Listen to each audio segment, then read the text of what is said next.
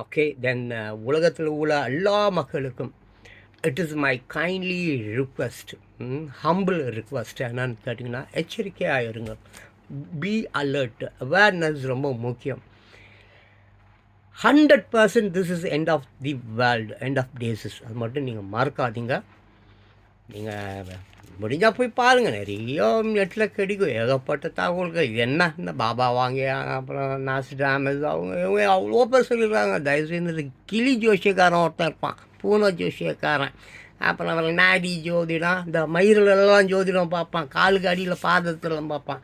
அவங்ககிட்ட மட்டும் தயவு செஞ்சு போவாதீங்க. பாவத்தின் சம்பளம் மரணம். மக்கள் கொஞ்சம் நஞ்சம் இயற்கையை நாசம் பண்ணலை.